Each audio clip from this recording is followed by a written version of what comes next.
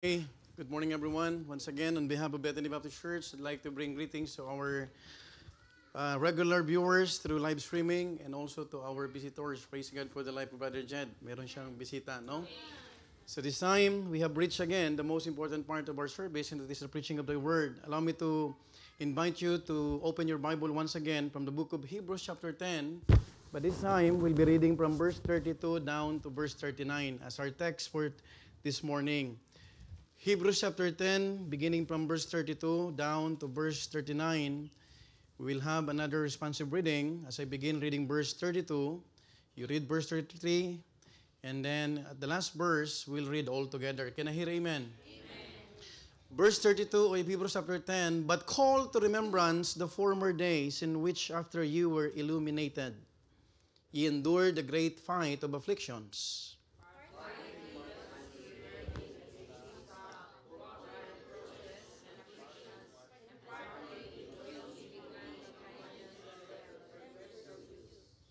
Verse 34, "For ye had compassion of me in my bonds, and took joyfully the spoiling of your goods, knowing in yourselves that ye have in heaven a better and an enduring substance.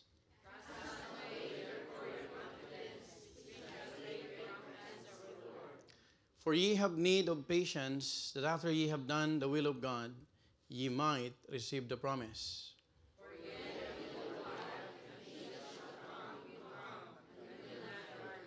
Verse 38, "Now the just shall live by faith. But if any man draw back, my soul shall have no pleasure in him." Altogether now read. "But we are not of them who draw back unto perdition, but of them that believe to the saving of the soul." Let's go to the Lord in prayer. Heavenly Father, Almighty God, our gracious, merciful, living and powerful God that we're serving, thank you, Father, for this time that you have gathered in this place.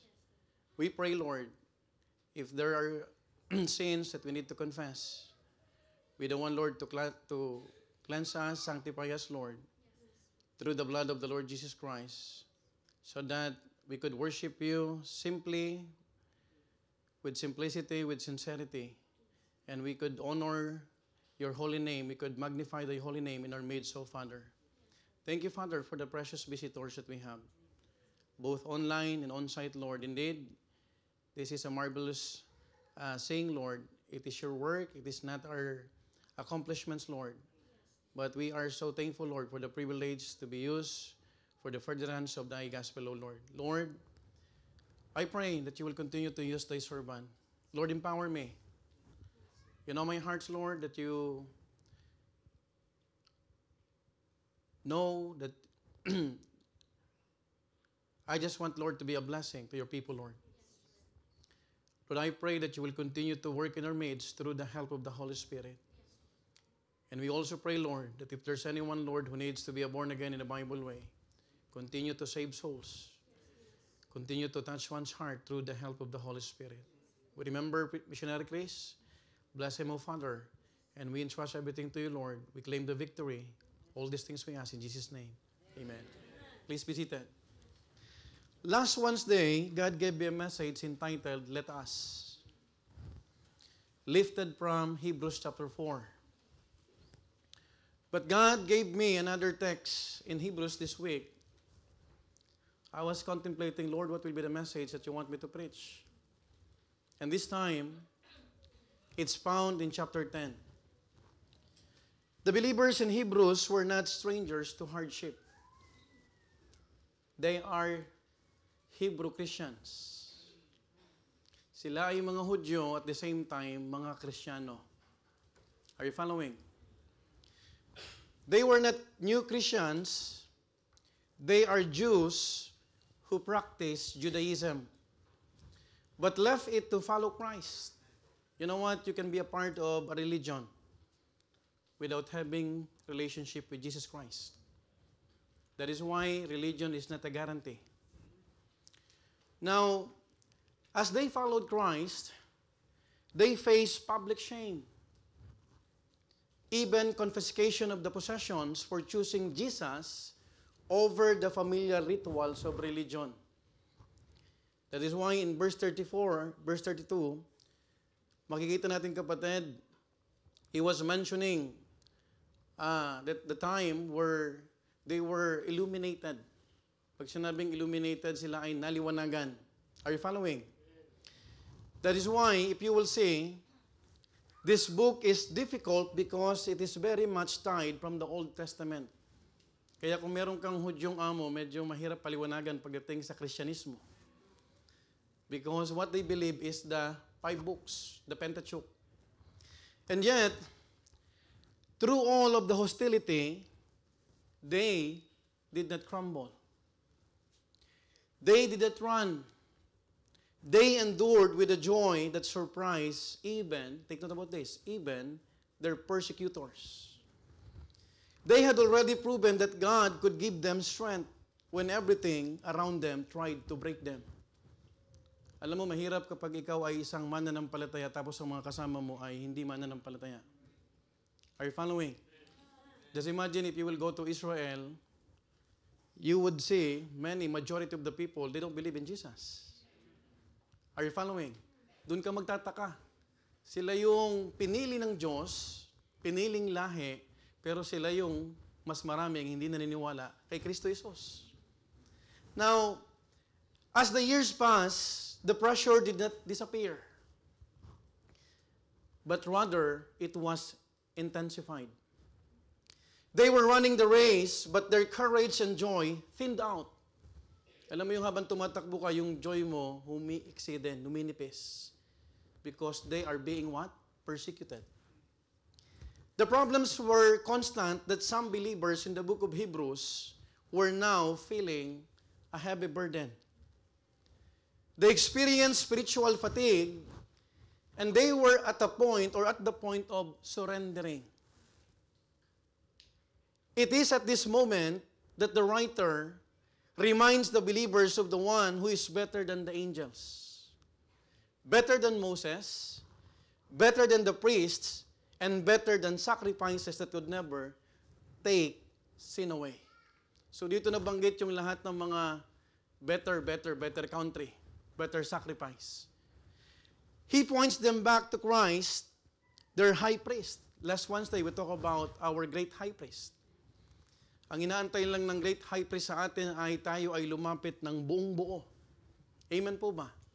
Kasi siya ang totoong nakakaunawa at nakakaintindi ng ating nararamdaman. Their advocate, their once for all sacrifice, and then he points them back to their own story, taking them where they once stood boldly before. Now, this is a text for believers who feel worn out. For Christians who are fighting the same battles again, for hearts that once stood firm, but now feel tired to make a stand. Folks, my dear beloved brethren, online and on-site brethren, Hebrews chapter 10, verse 32 to 39 answers that moment with one clear truth. And what is that? God gives His people the strength to stand again. This morning, I will be talking about a message I entitled, The Strength to Stand Again. The strength to stand again. Now, I would like to share to you what to focus on as we find strength to stand again. Pag ibinigay na ng Panginoon yung kalakasan para makatayo ka muli, saan ka dapat mag-focus? Are you following? What to focus on as we find strength to stand again. Number one, let's talk about the call to remember. In verse 32 to 33, but call to remembrance the former days in which, after ye were illuminated. Look at this call. It is a call to recalling, to remember. What? The former days in which, after ye were illuminated, ye endured, I want you to notice the phrase, a great fight of afflictions. Hindi lang afflictions, great pa. Verse 33, partly, whilst ye were made a gazing stock both by reproaches and afflictions, and partly whilst ye became companions of them that were so used. Pinagtatawanan sila. Ginawa silang katatawa-katawa. In verse 44, for ye had compassion of me in my bonds, look at this, and took joyfully the spoiling of your goods. Kinuhanan sila ng mga ari-arian, knowing in yourselves that ye have in heaven a better, and what? An enduring substance. Now, the writer calls the Hebrew Christians to remember the beginnings of their faith. Those former days when they were what? Enlightened. Not only that, experienced great afflictions, and also stood with him even when he was imprisoned. Nabanggit ng ating writer kanina, na sinamahan niyo ako, hindi niyo ako iniwan nung ako'y nakakulong. Now, the profile of the believers in Hebrews is after they received Christ, they also plunged to trials and afflictions. You know what? Hindi totoo na pag naging mananampalataya ka na, wala ng hamon at pagsubok. Are you following? Folks, sinubok agad sila pagkatapos nilang sumunod sa Panginoon.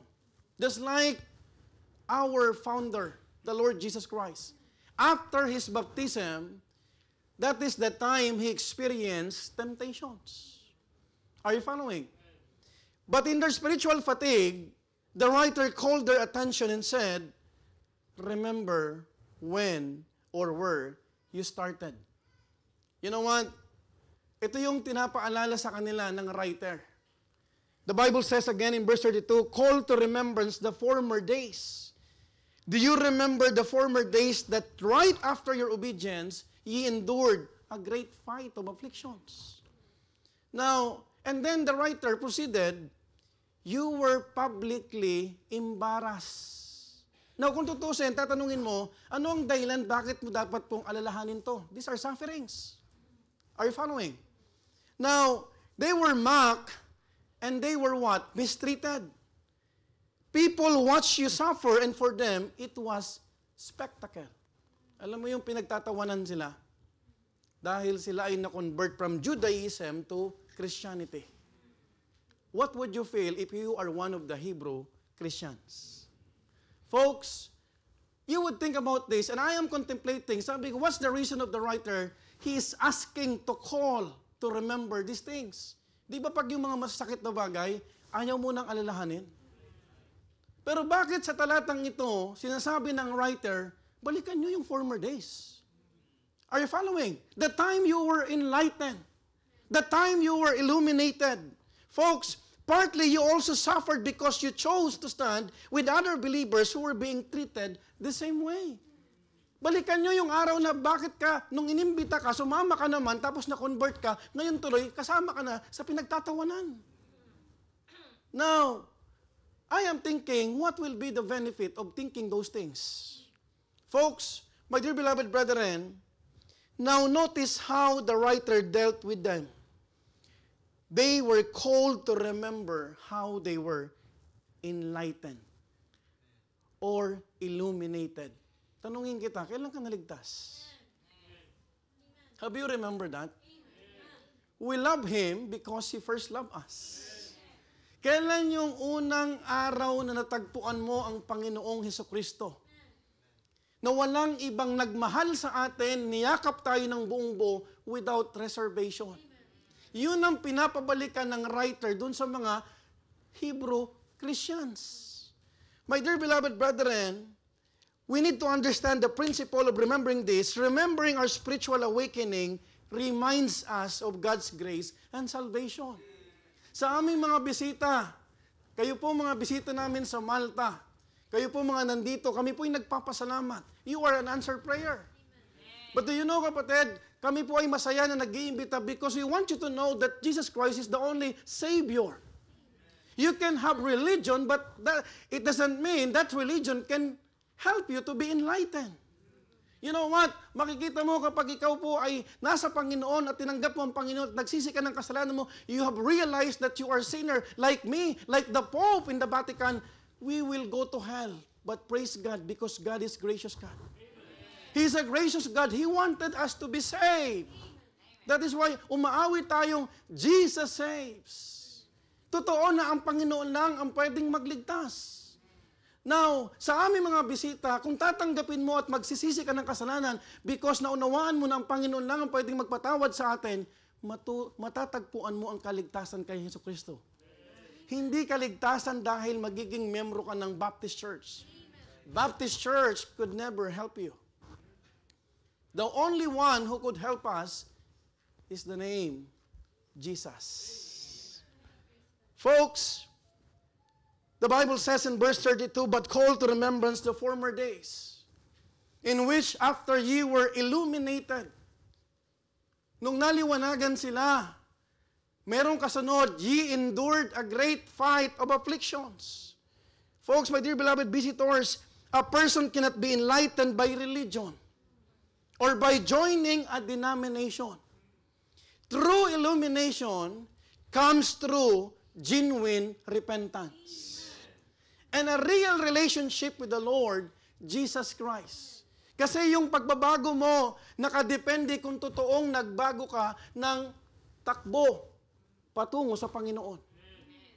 You know what? I'm thankful because we have one visitors na siya ay tumanggap sa Panginoon during one of the services here, and then siya po ay isa sa mga binaptize ni Preacher Noli. And I was asking that person here na tumanggap dito, pinapahubad natin yung hikaw ng lalaki because ang hikaw ng lalaki ay hindi kalooban ng Panginoon. Hindi ko alam, kapatid, wala tayong kaalam-alam dito, naguhubad na rin siya. Why? Because he was illuminated. He was enlightened. And you know what? His wife, she's telling, maganda yung pinasukan mo. And he is desiring na magpaputol ng buhok. Because the glory of the woman is the long hair. You know what? Hindi mo makikita yung kaliwanagan na to kung wala si Kristo. Kung walang gospel. In 2 Corinthians chapter 4, verse 4, "In whom the God of this world hath blinded the minds of them which believe not, lest the light of the glorious gospel of Christ, who is the image of God, should shine unto them." Walang ibang makakapagbigay ng kaliwanagan sa isipan at sa puso ng tao, kundi yung liwanag na mula sa Ebanghelyo. Maraming taong nagpunta sa Italy, ang gusto lang kumita ng pera. But then again, the Lord used people. Ma-invite, at nung na-invite, nakita mo, yung purpose pala ng buhay, hindi para magkaroon ng mga maadikha sa Pilipinas. Are you following? By the way, wala pong masamang magkaroon ka ng ambisyon. Pero wag nating kalimutan na yung ambisyon na yan, ang Panginoon lang ang magbibigay ng go signal kung maaabot mo yan. Are you following? Folks, that is why binabalik-balikan natin, kapatid, yung sinabi ng ating writer, "But call to remembrance the former days, who is the image of God should shine into them." At the same time, whenever we feel discouraged, the first thing that we must look back is our salvation. Alam mo, kapag discouraged ka, balikan mo yung kaligtasan mo. Because God has a purpose. We are saved not to become failure. We are saved for a purpose. Pwede tayong magkamali, pero hindi yan ang disenyo ng Panginoon. Because ang disenyo ng Panginoon sa atin ay maging matagumpay tayo sa buhay pananampalataya. But we cannot become a victorious Christian if we are not living right with God. Kaya inaalis ng Panginoon yung mga mali natin sa buhay. Tama po ba? Kasi meron na tayong advantage. Anong advantage natin? Anak na tayo ng Diyos. But as many as received Him, to them gave He power to become the sons of God, even to them that believe on His name. You know what, folks, my dear beloved brethren, remember ye the former days is an invitation to look back on. Number 1, your first steps as a Christian. Number 2, your newfound joy in serving Christ. Nung bago tayo, gustong-gusto natin laging nasa church. Gusto natin laging maaga. Gusto natin laging nagde-discipleship. Meron tayong Bible study, naghahanap tayo. Natutunan natin yung salitang fellowship naman tayo. Na dati ang alam natin, inom naman tayo. Are you following? Are you with me? You know what? Thirdly, your love for the Lord. We love Him because He first loved us. Ito yung sinasabi ng writer, balikan nyo kung kailan kayo naligtas. Kung kailan kayo naliwanagan. Number 4, your former fight of faith. Walang totoong Kristiyano, kapatid, na hindi nakaranas, kapatid, ng persekusyon. Pag-uusig. Because our loved ones will not understand what we are doing here. Pwedeng sabihin ng ating, ano ba naman yan? Laika, bakit ilang oras na kayo dyan? Lagpas na kayo sa langit. Tama po ba? Are you following? Pwedeng sabihin sa'yo, anong mapapala mo dyan? Di ko nagtrabaho ka, di may pera ka ngayon. Are you with me? Is that true? Sounds familiar. You know what? Lastly, your afflictions in which God has delivered you. Tinawid tayo ng Panginoon. I was contemplating. Sabi ko, anong gusto ng writer dito? Bakit pinapabalikan? Masasakit to eh. Mayroon bang gustong balik-balikan mo na pinagtawanan ka? Ginawa kang gazing stock? Public shame? Ginawa ka, kapatid, na tinatawag na laruan? Are you with me? But here comes the principle why the writer would like us to remember the former days. Remembering past sufferings helps believers face current or future challenges with renewed courage. Kasi habang tumatagal ka sa buhay pananampalataya, tatapikin ka ng Panginoon through your meditation. Bira ka naman. Ang dami ko nang pinatawid sa iyo. Ito pa kaya yung bagay na hindi mo malagpasan. Are you with me? Ang hirap naman sa iyo. Pambayad lang sa kuryente. You are magnifying the financial problem. Ipinarating nga kita sa Italy. Are you with me? Thank God. Yung ating kapatid na taga Malta, sinugod yung kanyang tatay because nagkaroon ng mild stroke. He was quite worried because of the financial, yung pambayad. But you know what? Nakalabas, walang binayaran kahit piso. Hello? That's God's provision. Kapag binabalikan natin, kapatid, yung mga bagay na to, nagpapaalala sa atin, anak, nandito lang ako. Amen po ba? The writer clearly understands the weight of their trials. He speaks of a great fight of affliction. Now, hindi ito magsusulat itong writer na to kung wala siyang idea ano ang dinanas ng mga Hebrew Christians. Why he said, or why he wrote, you fought a great fight of affliction. Hindi ka naman pwede magsabing, yung mga yan, may mga pinagdaanan niya. Kung hindi kilala ng writer. Now, their condition was that the more they helped other believers, the more they faced dangers for themselves. They empathized with and supported the writer during his imprisonment. That is why I personally believe that the one who wrote the book of Hebrews is no other than Apostle Paul. If you will read Acts chapter 8 verse 1, Saul was there, habuking. And that time, the persecutions was so great in Jerusalem. Sino mga believers sa Jerusalem? Hebrew Christians. Now, if you would notice, nakita ni Apostle Pablo, and the principle of this, remembering their unity and sacrificial care, reminds them that they are not alone. This strengthens them to stand again. Alam mo, pag may nakikita kang nagtutuloy, makikita mo lumalakas ka rin. Are you following? Even if there is a looming danger, they still had compassion on the writer as he went to prison. Binanggit ng ating text kanina. Look at this. Sabi ng verse 34, for ye had compassion of me in my imprisonment. Sino to, kapatid? Sino nakulong? It's Apostle Paul. And took joyfully the spoiling of your goods. Pinagkukuhanan na kayo ng mga possessions, nawalan na kayo ng gamit, ng ari-arian, pero magalak pa rin kayo, knowing in yourselves. Alam ninyo sa sarili nyo that ye have in heaven a better and an enduring substance. you cannot compare the things that God will reveal someday in heaven. Are you following?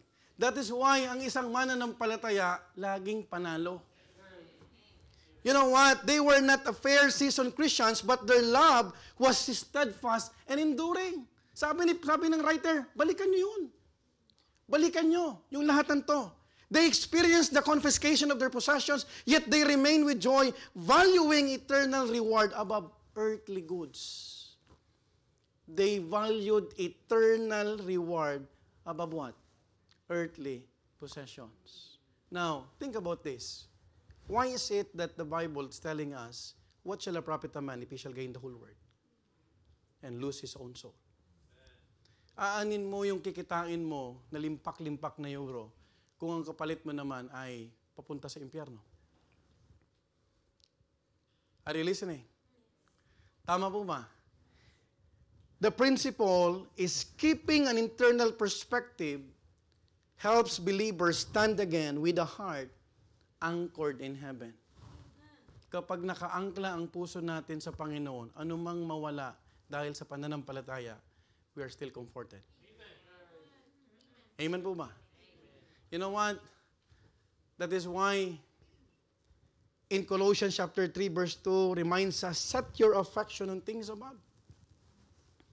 Not on things on the earth.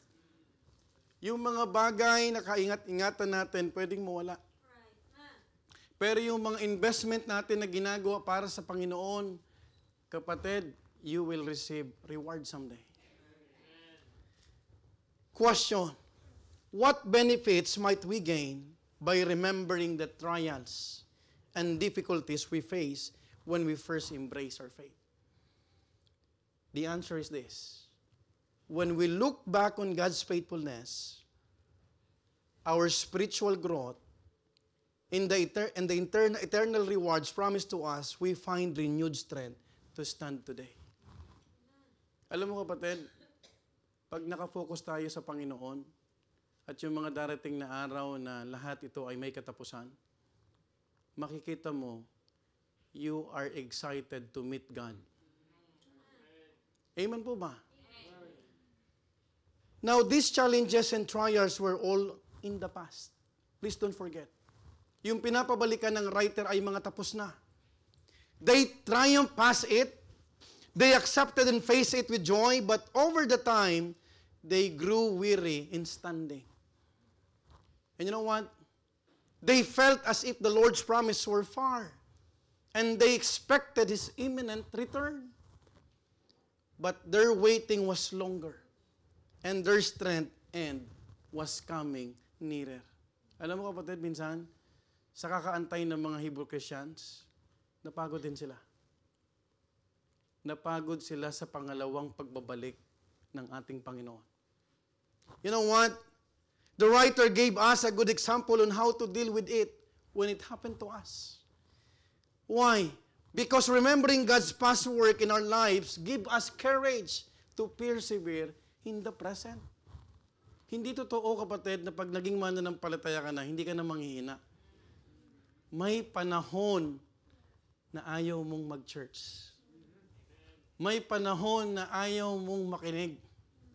May panahon na ayaw kong tumayo dito. May panahon na ayaw nating, kapatid, kumilos. Because we are tired, we are wearied, we are exhausted. But thank God, because God is reminding us that your faith should be what? Moving. You know what? The purpose of remembering past trials is not to dwell on the pain, but to celebrate the growth and gain that came from standing firm. Alam mo kapatid, ang pagkakaiba na ikaw ay tumuloy at nagpapatuloy ka, pag napaglapasan mo yan, meron kang matututunan. Now, if you are a failure today, and if you will settle on this failure, wala kang kwento. Wala kang kwento. But I thank God because the writer is telling the Hebrew Christians, you remember the former days. Ang dami nyo ng pinagdaanan. Alamin mo, tingnan mo, balikan mo kung kailan ka naligtas. Anong ginawa sa inyo nung pinipersecute kayo, pero tinawid kayo ng Panginoon. Inalala niyo pa ako nung ako'y nasa kulungan. But folks, you have to remember, kapatid, may purpose bakit pinapaalala ng writer. In James 1:2-4, the Bible tells us, "My brethren, count it all joy when ye fall into diverse temptations. Knowing this, that the trying of your faith worketh what? Patience." In verse 4, "But let patience have their perfect work, and entire, and wanting nothing." Yung perfect dito, maturity. Walang naging Kristiyano, kapatid, na isang araw sa dalawang taon mature na. Walang nagpastor, walang naging leader, kapatid, na through certain years, kapatid, ay masasabi mo na you are perfect. But the truth of the matter, there is always a big room, and that room is room for improvements. Room for contemplation na makikita mo, balikan mo. Huwag ka lang balikan yung sakit. Ang balikan mo, anong natutunan mo sa sakit na yan? Because if you will dwell on pain, it's in vain. But if you will dwell on the gain that you gather, Lord, yung time na yun, Lord, may tinuro ka sa akin. Amen? At tinawid mo ako nung ito yung ginawa ko. Amen? Pero kung sasabihin mo sa sarili mo, Lord, nasaktan ako, ito na lang ako. The world will revolve even without you and me. Are you following? Ang araw lalabas ng patuloy kahit wala tayo. But if we will ask God's strength, Lord, help me to stand again. That's why the writer is encouraging the dismayed Hebrew Christians. You know what? If God's people desire strength to stand again, we must remember that we belong to Him. Kung nagdanais ka na lumakas muli, alalahanin mo at isipin mo mabuti na tayo ay kay Kristo Jesus. We belong to the Lord Jesus Christ. And His desire is for us to what? Overcome, not to fall. He's an overcomer. He overcome the world. Folks, my dear beloved brethren, listen. The greatest spiritual memorabilia we can keep is the memory of God's proven faithfulness. And let me remind you that strength is always found in His presence. Walang kalakasan, kapatid, na matatagpuan ng isang mananampalataya na labas ang presensya ng Panginoon. The presence of God is very important. Because when we are asking God's presence, it is God who will be strengthening us. He will strengthen you. Papalakasin tayo, mga kapatid ko. In Psalm 77 verse 11-12, these are spiritual memorabilia. I will remember the works of the Lord. Surely I will remember thy wonders of old. In verse 12, I will meditate also of all thy work and talk of all, what? Thy doings. Ito ay pag-alala. You will not meditate things if you will not remember those things. In Lamentations chapter 3, verse 21-23, this is familiar to all of us. This I recall to my mind. Therefore, have I hope. In verse 22, look at this. It is of the Lord's mercy that we are not what? Consumed, because His compassions fail not. In verse 23, last verse, they are new every morning, great is thy faithfulness. Kung bago ang hinahain na briyos sa bar para kumain ang mga bibili, laging bago din ang biyaya ng Diyos. Hindi iniinit ng Panginoon. Laging fresh na binibigay sa ating lahat. Wala siyang pinagdadamot. Amen po ba? What would you feel kapag yung bibilin mo ay init-init na lang? Hello? But God remind us, they are new every morning. Great is thy faithfulness. And His faithfulness is what? Proven faithfulness. Subok na ang katapatan ng Panginoon. Have you proven the faithfulness of God? I believe you will agree with me. Pastor, totoo. Faithful ang Panginoon. Standing together through difficulty strengthens our faith and equips us to stand again in Christ. That is why in our text, nabasa natin kanina sa ating scripture reading, in verse 24 to 25, let us consider one another to provoke unto hate, no? Unto love. And to good works. This is a good provocation. Amen po ba? In verse 25, not forsaking the assembling of ourselves together, as the manner of some is, but exhorting one another, and so much the more as you see the day approaching. Dahil inaantay na ng mga Hebrew Christians, ang tagal naman dumating ng Panginoon. Pinangako ito, nasaan yung pagbabalik ng Panginoon? But the writer or Apostle Paul is trying, you provoke unto love. Just continue doing good works. Huwag niyong kakaligtuan yung pagtitipon-tipon na katulad ang ginagawa ng marami. But exhorting one another. You cannot be exhorted if you are not around. Amen. You cannot feel the warmness of the fellowship kung wala ka sa fellowship. And so much the more, yung pagbabalik niya ay nalalapit na.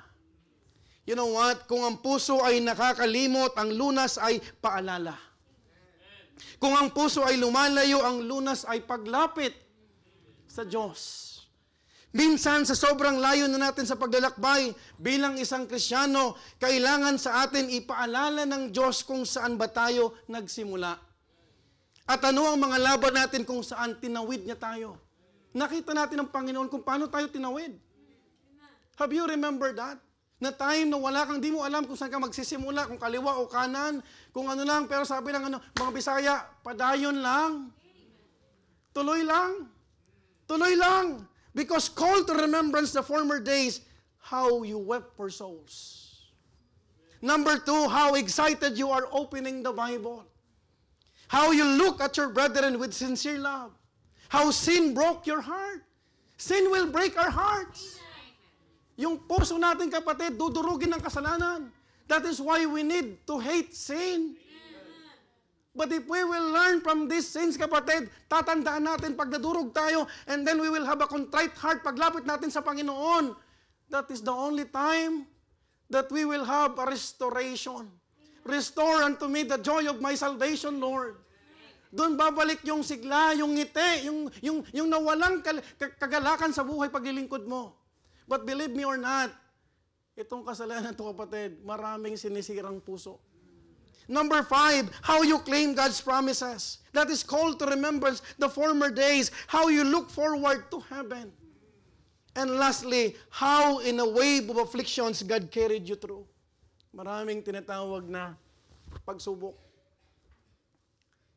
Well, hindi naman tayo nakalipat dito at binigay ng Panginoon ng isang ganun lang. Alam niyo ang butas na pinasukan natin. In fact, the owner of this building would like to nullify yung bentahan because he can sell this property in a bigger price. But thank God, because God did not allow it. Because He is a sovereign God. He is still in control. Because maybe right now, you feel like you are standing alone and that you are tired of doing so, but call to remembrance that in the great fight of afflictions, you and I did not stand alone. You and I were carried through. Hindi tayo nag-isa sa laban. Kung bakit nandito ka, hindi dahil sa'yo. Kasi may Panginoon na nagsama sa atin. Nak, tumuloy ka. Ayaw mo nang humakbang eh. Just like the Hebrew Christians. You know what? Don't forget. Kaya tayo nandito dahil sa biyaya ng Panginoon. Yung Panginoon pa rin ang nagdala sa atin. Yung Panginoon pa rin ang nagdala na makapag-invite ng bisita si Brother Jen. Yung Panginoon pa rin ang nagsabi sa atin, looking unto Jesus. Not looking unto your pastor. Looking unto Him. Because He is the author. He is the finisher. Hindi ko alam kung matatapos ko yung laban na to. I would love. Hello? But I'm not the finisher. Ang totoong finisher yung Panginoon. Because He was there already. He is our great high priest. Amen? Makikita mo kapatid, yun ang sabi ng writer, call to remembrance that in the great fight of afflictions, you and I did not stand alone. You and I were carried through. What to focus on as we find strength to stand again? Number one, the call to remember. Are you still with me? Number two, the command with reward. In Hebrews 10:35, look at what the Bible says. Cast not away therefore your confidence, which hath great recompense of reward. Look at this. Cast not away therefore your what? Confidence, which hath great recompense of reward.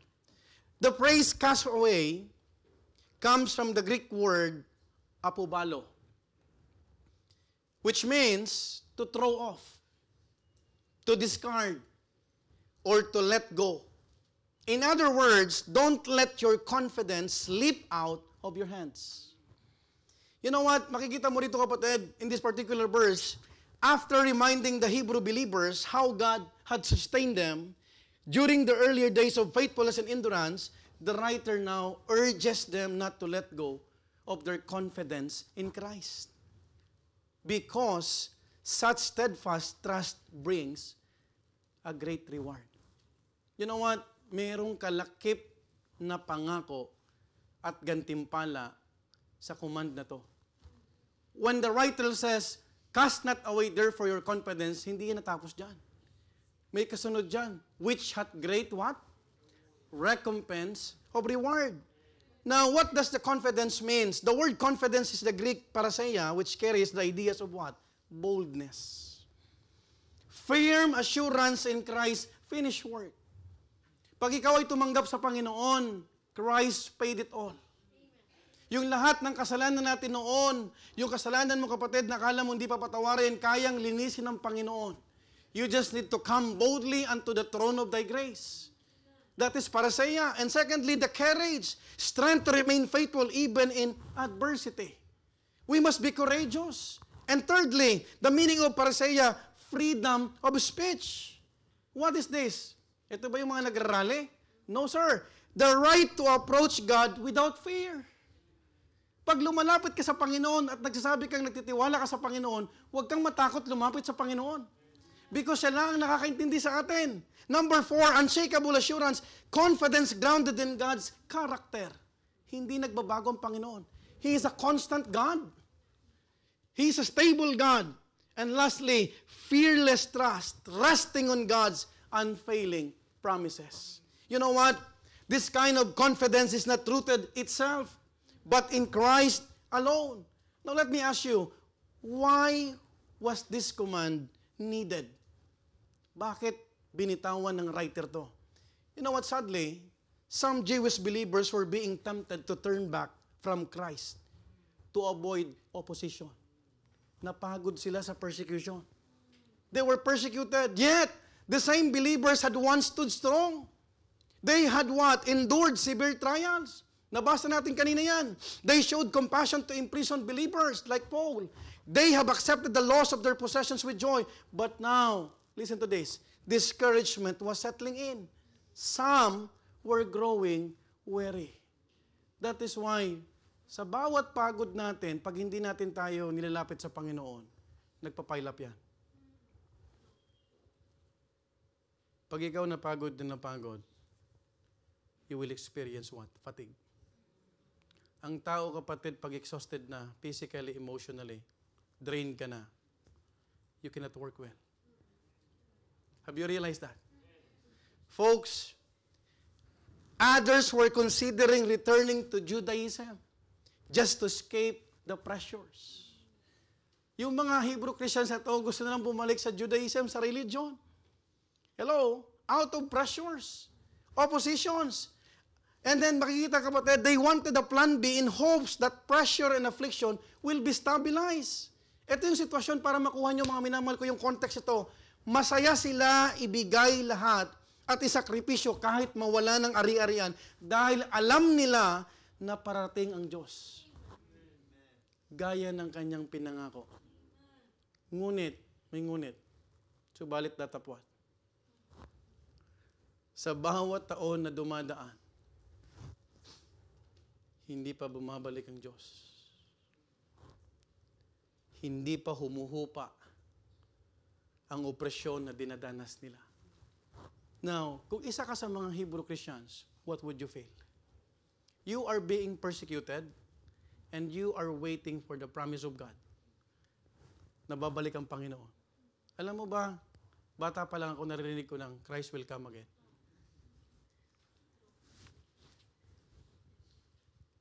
Yung iba nga nagbubundok pa na milin ng mga noodles. Nag-ipon na ng mga tinatawag na pagkain sa kuweba. Have you realized that? Now, ito yung pakiramdam ng mga Kristyano na Hudyo. They were too confident in Christ's imminent return. That is why mahirap pagsabing next year, darating ng Panginoon. Maraming bulaang propeta na napahamak. Meron akong kilalang taga Quezon, pastor. Pag hindi bumalik ang Panginoon ng 2000, ako ay bababa sa pagkupastor. Yan, wala rin sa pagkupastor. He's just an evangelist. Pero nagpatuloy pa rin siya. Wala rin sa pagpastor kasi binalikan siya ng church. O, pastor, walang Kristong bumalik. Because the coming of the Lord Jesus Christ is just like a thief in the night. Walang magnanakaw na nagpaalam, Jed, nanakawin ko yung medyas mo.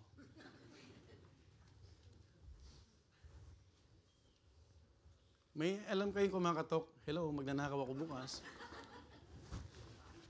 Meron bang ganon? Wala.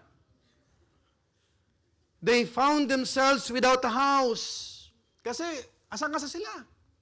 Ito yung context, kapatid. Without, mga kapatid, house, with seized properties and without a return to Christ. That is why the writer exhorts them. Cast not away, therefore, your confidence, which hath great recompense of reward. In other words, do not abandon your bold trust in Christ, especially when trials press hard. Kasi wala naman sinabi ang Panginoon na 2,000 years, babalik ng Panginoon. Ang sinabi lang ng Panginoon, occupy till I come. Yun ang sinabi ng Panginoon. Magselbi lang tayo. Huwag mo lang problemahin yung mga hindi mo kontrolado. Tama po ba? Ano kaya mangyayari next year? Ano kaya mangyayari ganito? Ano kaya gagawin ko? Nakakapagod lang. Gawin lang na natin yung pinapagawa ng Panginoon. Focus lang tayo. Huwag mo lang isipin kailan babalik ang Panginoon. Mag-aasawa na ako. Hindi. 36 na ako, pastor. Hindi ko man lang matitikman yung honeymoon stage. Ibigay mo na muna kay Sister Jelenia next year.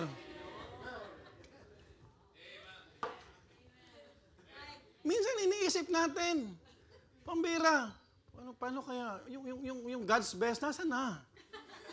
Ang tagal ko na nagsaserve, sabi ng Panginoon, maging faithful ako, He will give me the best man for me. Where is that best man? Kinuha kang amay.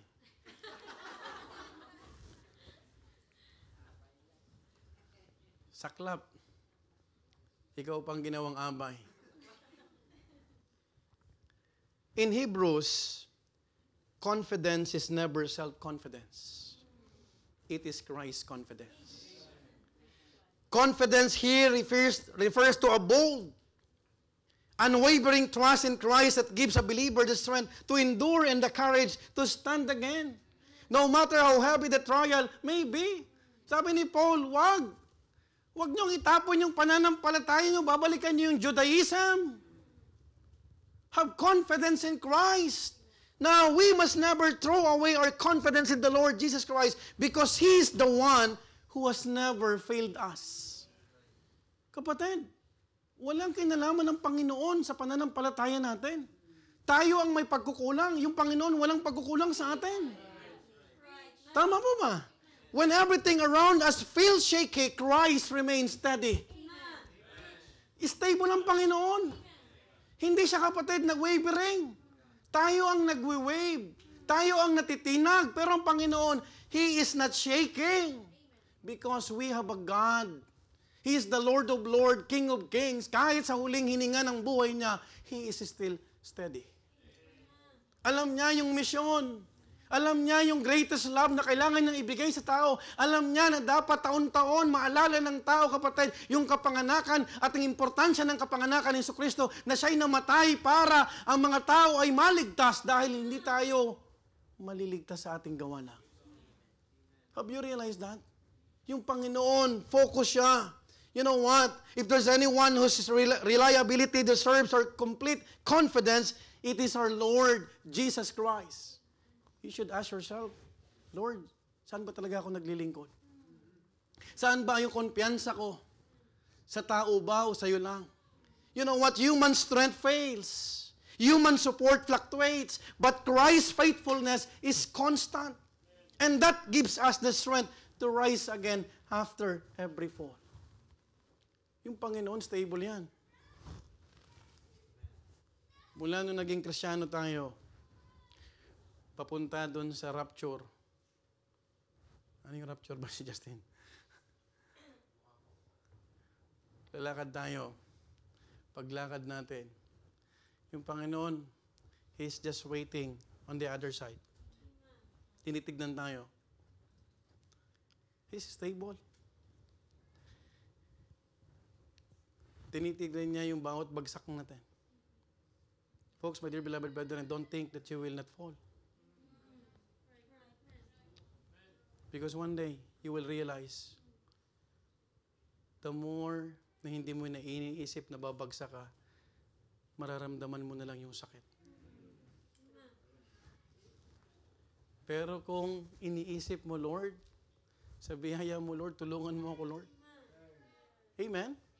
Lord, bawat takbang ko, Lord, samahan mo ako. Kung nakakalimot ako, paalalahanan mo ako.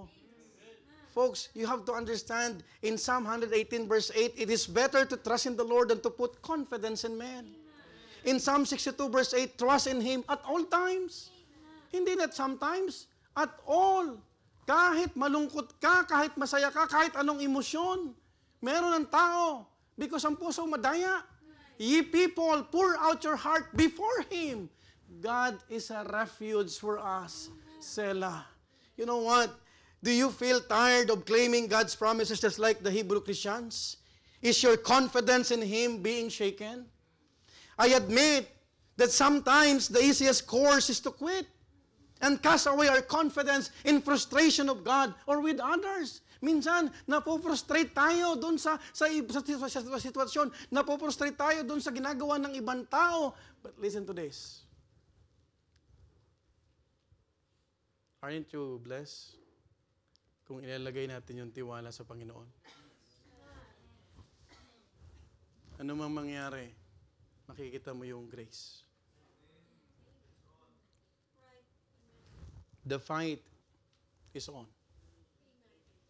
But the fight is often hardest right before the daylight breaks. Many have surrendered in the final stretch without knowing that help, clarity, and reward were moments away. One good example that I am referring to is the example would be our Bible college students. At the beginning of the school year, when we open Bible college, excitement is seen in their eyes. Nagtutwinkle pa.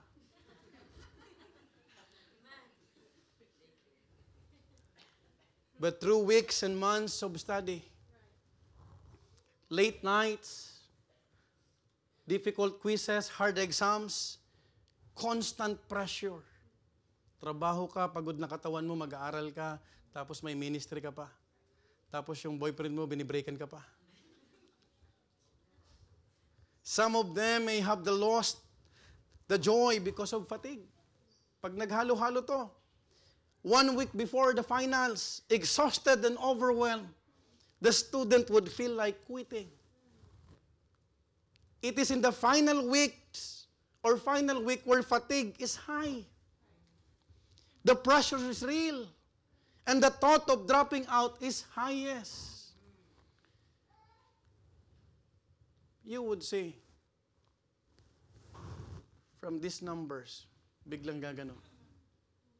Kaya ang motto ng Bible College, ang magtiis hanggang wakas, makakagraduate.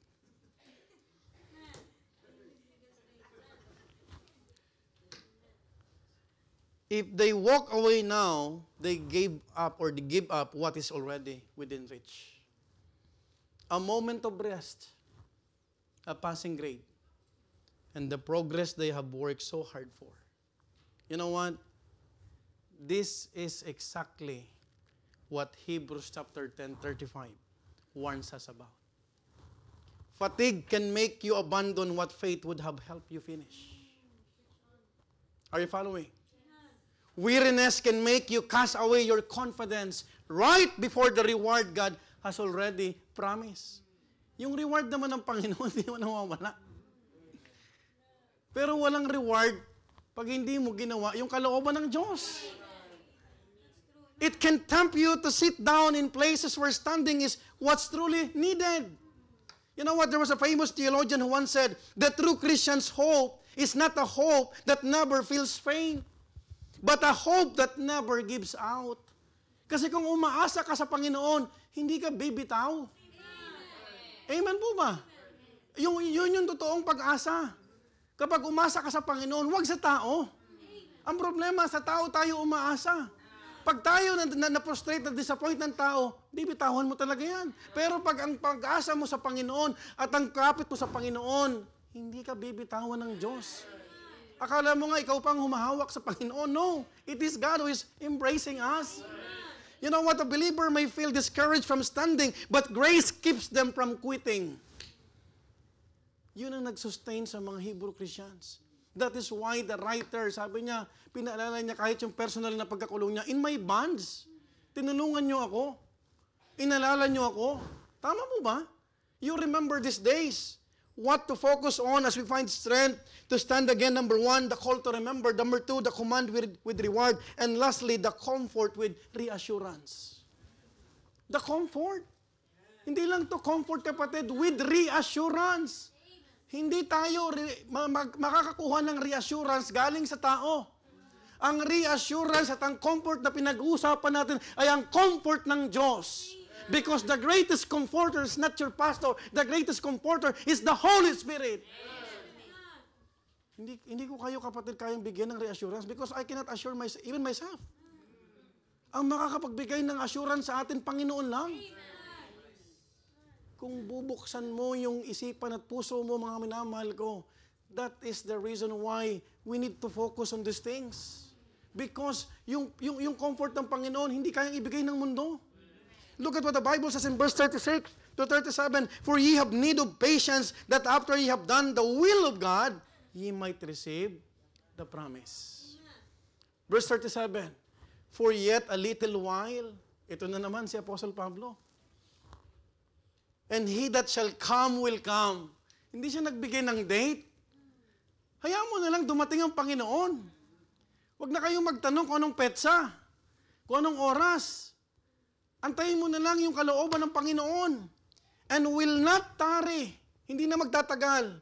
You know what? If you will understand these verses, we are being reassured that if we will do the will of God, we will surely receive God's promise. Christ's coming is not only imminent, but it is filled with a great comfort. Now, sino bang nagsasabi sa inyo na bukas darating ang Panginoon? Wala. Sino magsasabi na hindi darating ang Panginoon? Wala rin nakakapagsabi. So, anong gagawin natin? Gawin lang natin kalooban. Huwag na natin pagtalunan yan. Baka hindi pa naman, Pastor. Baka antayin pa makasal muna si Sir Nova.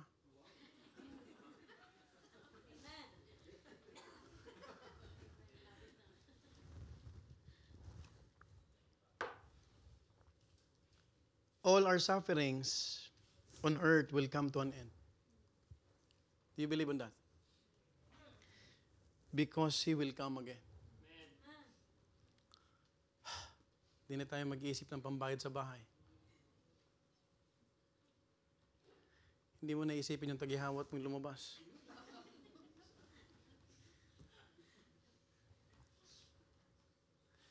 Hindi ka nabibili ng shampoo na may dandruff.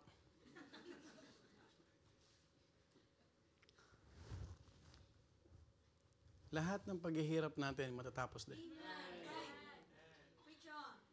Hindi ka na maghahanap ng lilipatan. Binigyan ka ng amo mo. 3 months ka na lang. Saan na naman ako lilipat? Because in heaven, there's a mansion. Lalakaran natin si Sir Michelle yung mga mansion doon, gold.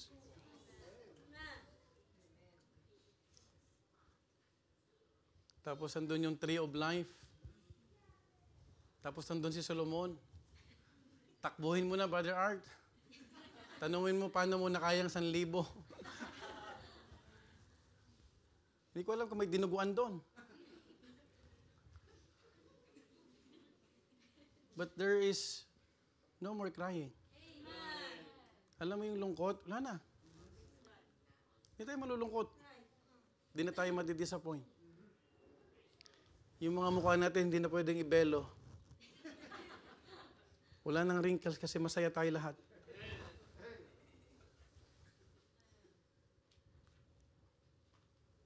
God does not operate on a transactional timeline.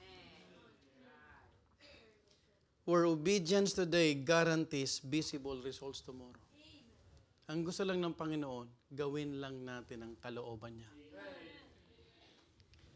God works on a covenantal time. Where His promises unfold is in perfect seasons, not ours. That is why the writer says, ye have need of patience. Patience is a virtue. Perhaps because that is what we lack.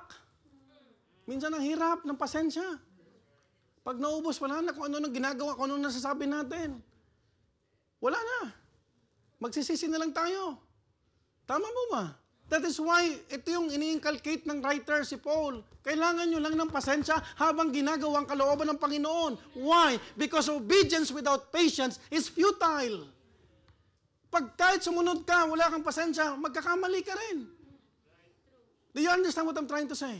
You know what? Even the strength to stand again requires patience. Regaining your season to stand again does not happen overnight. It comes after nights of wrestling in prayer, after moments of surrender. Pag di ka nakita ng Panginoon, sumusuko ka, wala. Tapos ka. Ang gusto ng Panginoon, sumuko ka muna. Hello? It comes after moments of surrender and after choosing again and again to lean on God's strength instead of our own. Minsan, akala natin, kaya pa natin. Hanggang dito na lang pala. Yung katawan, wala na.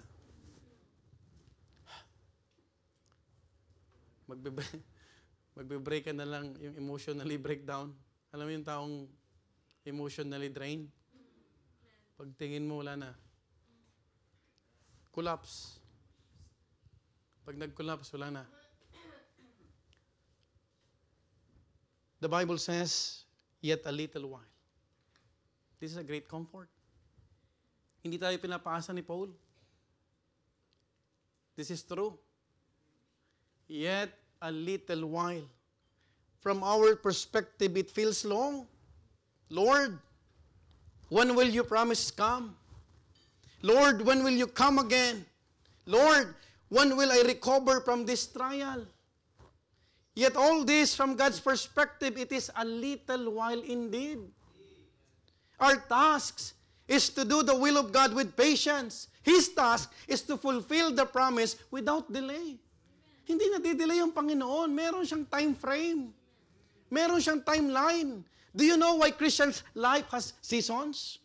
Why are we sometimes faint and lonely? Because God allows those seasons to draw our hope back to Him. Kaya tayo pinapadanas minsan ng problema. Kaya minsan tayo, kapatid, nasasaktan. Bakit? Pinapabalik tayo ng Panginoon sa Kanya. Kasi pag masaya tayo, pag everything ay maayos, minsan kahit prayer life natin, umiiksi. Yung meditation natin, halos, kapatid, basta lang makapagbasa. And sometimes we are just doing because of out of obligation. Wala na yung puso. And that's why God is giving this, inserting in our life, yung pathway na tinatahak natin, kapatid, meron tayong makikita at mararanasan because our weakness reminds us that this life is not the finish line. It makes us look forward to Christ's return with greater longing. Minsan nakakalimutan natin na may pabalik na Kristo. Amen? Alam mo, pag may problema ako, kapatid, I just want to be honest with you. Lord, sana bumalik ka na. Lord, haste the day. Pero pag walang problema, hindi ko naalala yan. Hindi mo maalala eh. Pero pag ikaw, kapatid, ay nag-struggle ka, you are suffering, you are taking care of your, yung spiritual life po na, Lord, paano ba to? You would say, you would understand, Lord, balik ka na, Lord. Pero pag masaya, pag everything is smooth sailing, hindi mo maisip na may babalik. This world is not our home. Hindi tayo taga dito. We are just pilgrims. Strangers, we are aliens. You know what? Kung araw-araw na matikas ang tindig natin at masaya ang ating paligid, mawawalan tayo ng dahilan na harapin ang bawat araw na may masiglang pananabik sa kanyang pagbabalik. This is true, my dear beloved brethren. In seasons of weariness, I'm almost done, our true comfort in standing does not come from fellowship with others, but from fellowship with God Himself. I encourage you, have fellowship with God. Amen. Hindi ka lalakas, hindi tayo lalakas makipag-fellowship sa tao. You want to be strengthened? You want strength from the Lord? Make His presence available. The best posture before standing is kneeling. May repeat. The best posture before standing is kneeling. And the best strength we can draw from, if we ever hope to stand again, is God. So today, if you feel like you have no strength, don't rush to stand on your own. Huwag mong pilitin. Ang pagbangon hindi pilit. Ang isang tao pag na-knock out, pag ikaw boksingero, kapatid, pinilit mo yan. Di ba nakikita mo, he is taking time. Kasi may seconds yan. 1, 2. Yung iba, kapatid, alam mong hilong-hilo ka, tatayo ka, ang tendency, babagsak ka. You take time to kneel. You take time to pray. You take time to meditate, Lord, ba't nangyari to, Lord? And after taking that time, that's the only time you can stand again. It's not because of your own strength. It's all because God's strength is available. Yung kalakasan ng Panginoon, nandyan palagi, mga minamahal ko. Ang problema sa atin, wala na tayong time mag-reflect. We are knocked down by the enemy. Sometimes, hindi mo maiwasan, kapatid, mabilis makapenetrate yung suntok ng kaaway. Hindi mo alam kung saan galing. But when you are knocked down, just take time. Just take the time na binibigay sa'yo to reflect from it. Because if you will do that, kapatid, you will stand again with God's strength. Hindi ka lakasan natin. Kaya wala tayong dapat ipagyabang. If standing feels impossible today, just kneel. Huwag mong pilitin. Hindi yan pinipilit. For the God who meets the humble is the God who makes the weak stand again. You rush bending your knees. Not before anyone else, but only before God. Because if you will do that, you will be strengthened. Hindi madali. Ang tumayo kapag nadadapa. Pero sa tuwing lumuluhod ka at hinihingi mo kalakasan ng Panginoon, you will feel the strength na ang pupurihin mo yung Panginoon. What to focus on as we find strength to stand again. I opted not to stay longer in my preaching. I don't need to say much because the Holy Spirit can convict your hearts. The call to remember, the command with reward, and the comfort with reassurance. Let's all stand up and we'll pray. Heavenly Father,